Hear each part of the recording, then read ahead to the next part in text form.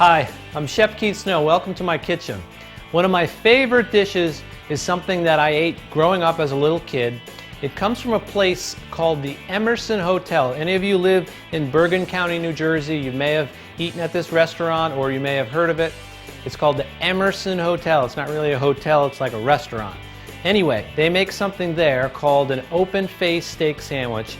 They've been making it, I believe, for almost 80 years. It's a very closely guarded recipe. So I'm going to show you my version today. The first thing we're going to do is quickly make what's called compound butter. Very simple. This is some really nice organic butter. We are going to add to it a little bit of garlic, granulated garlic. And this is something that I really don't use often, but in this application it works good.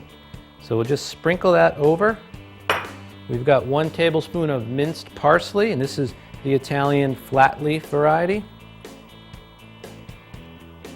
And then, in my opinion, the secret ingredient, Lea & Perrins Worcestershire sauce. This is another product that I highly recommend. People ask me about which products I like. I would never use another Worcestershire sauce other than this one. This is the best.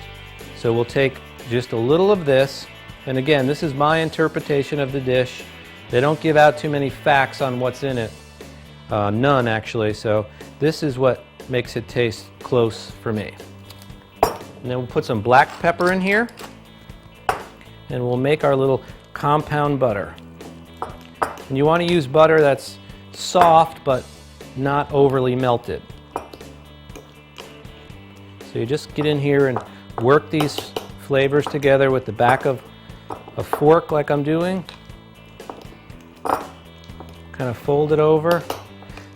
And incidentally, if you wanted, this could be stored. You can roll it up in like wax paper or parchment paper. You can store it in the freezer and use it on top of steaks or grilled chicken. And I know this actually needs just a little more of the Worcestershire sauce.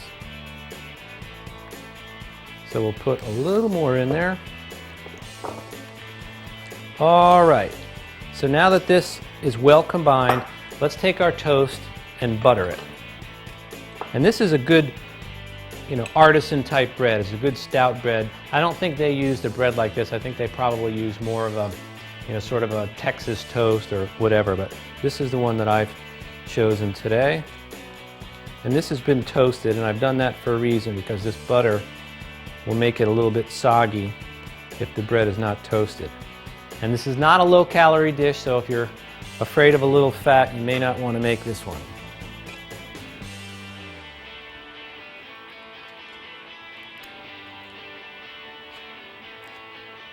Okay, now before we move on to our steak, I've got a little ramekin here. I'm going to take some of this mixture and we're going to melt a little of it and actually drizzle some more on top. So there's no getting away from this butter. Okay, make a little room here. Now here's our flank steak, and this has simply just been seasoned with a little olive oil and some basic seasoning or salt, pepper, anything that you have around, maybe a little garlic powder. It was put on a grill, on a very hot grill, for a few minutes on each side, but if you see how I can push down on it, it's medium rare, and you don't want this to be well done because we're going to put it in the broiler in a few minutes. Now the type of beef I've chosen here, again, this is flank steak. Flank steak comes from the underside of the animal.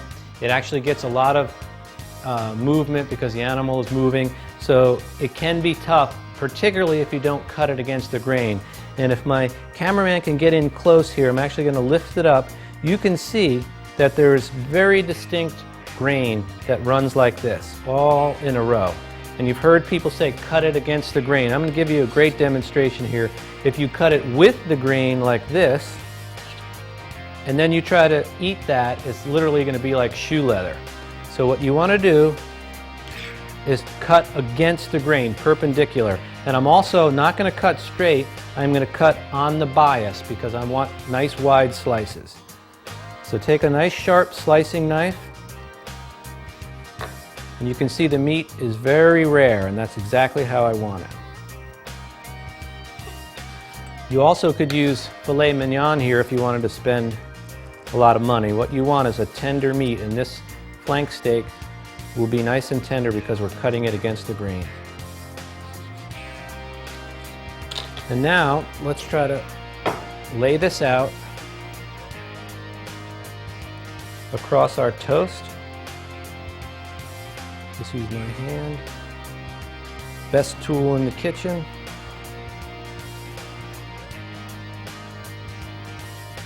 Okay, now take this and we're going to first just add a teeny bit of kosher salt, a very little bit, right on top like that. And this goes into a broiler that we have preheated just to put a little more cooking on this, and then we'll finish it up. There it is, looking unbelievable. Now to finish it, while it was actually in the oven, I decided that I would add a little bit of this. And if you could take a peek at this cheese, this is Cabrales blue cheese. It comes from Spain. It's one of the sexiest cheeses in the world. These are grape leaves on the back. And this is currently frozen, and I have it frozen for a reason, because I'll be able to grate it over top of this steak.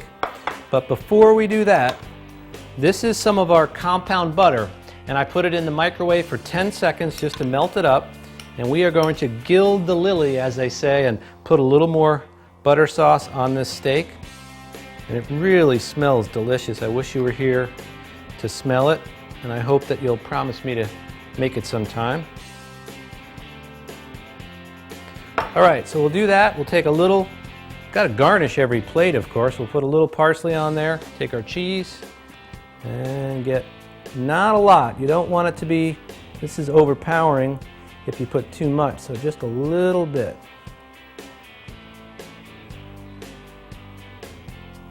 And we are in business. Now for the best part. Ow, that's hot. That's a note. When you take those out of the oven like that, they're hot, so be careful. All right, here's a nice little corner that I'll cut. Flank steak looks nice and tender.